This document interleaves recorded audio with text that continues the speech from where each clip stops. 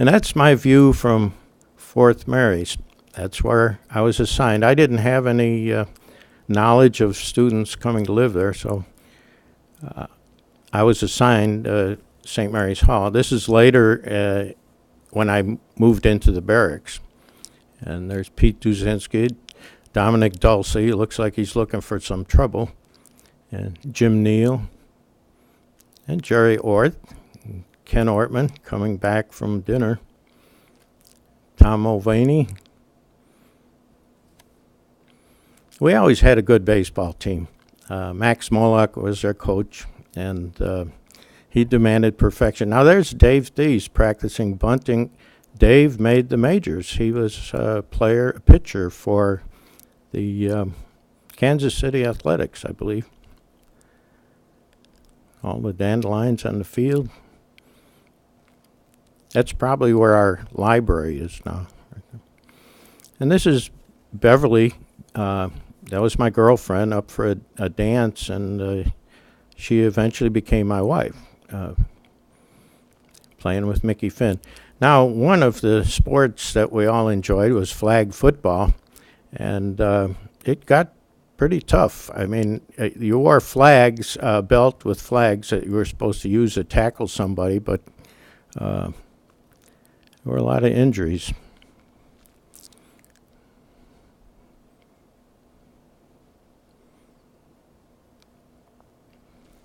It was intramural sport. There's Hank Iris. And long pass, Harry Boshinski going in for a touchdown. You can see a mean-looking group. We didn't have an indoor hockey rink. The hockey rink was outside. And if we didn't have a game, you could use it for social skating. And if they did have a game, we flooded the tennis courts, and we would have social skating there. The girls probably from St. Teresa's. This is Tom Klein.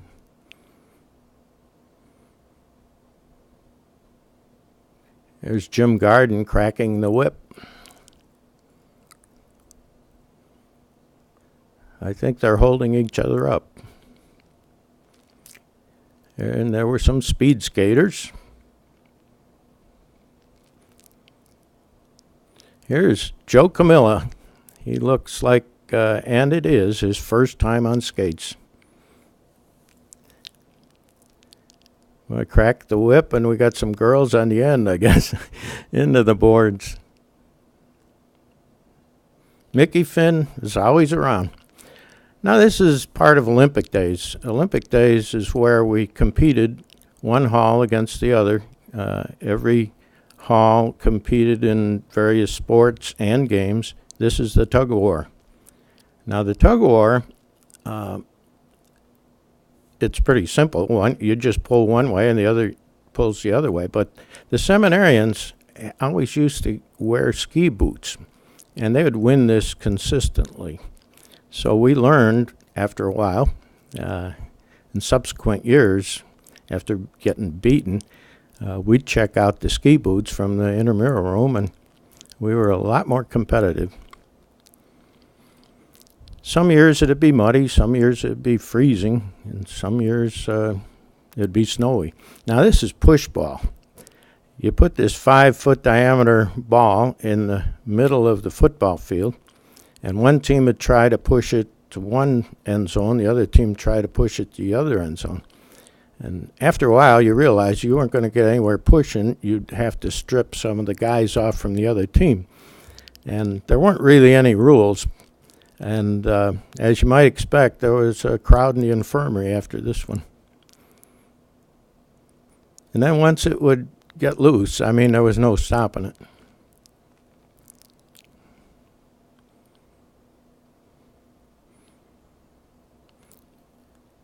So it'd be an elimination contest. There's Brother Fabian, Brother Leonard, Brother Fabian again.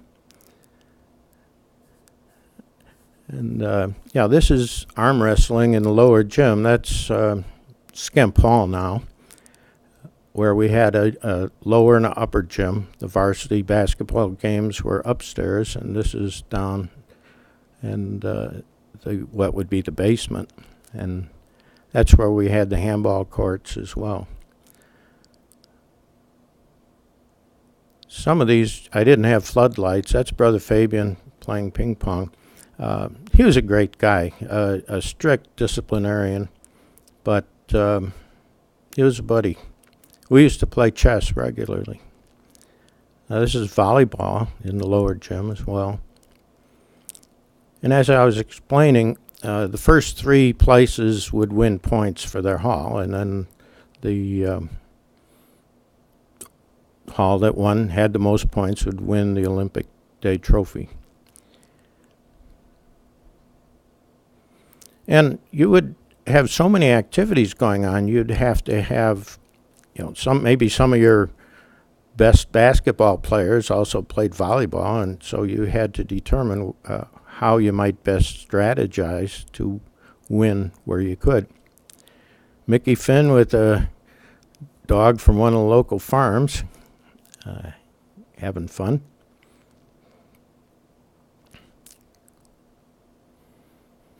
Now this is cross-country race. You started at the powerhouse across Frontenac Field, and then across the creek and up the ski slope, and at the top you were given a ticket to prove that you were there, and then you returned. Now this was taken with a telephoto lens.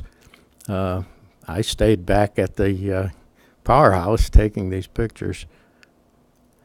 And when you were still going up the ski slope and you realized the front runners were already headed down, you were hopelessly never going to win. So they started tackling guys coming down the hill.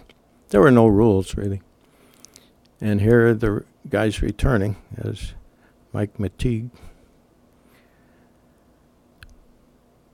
In this, they gave points for the first 6 places. There's Fred Andrus. He represented our hall. He came in 7th. And Joe Camilla out there to greet him.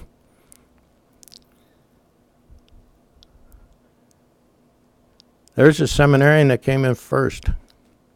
Off to the infirmary for him, too.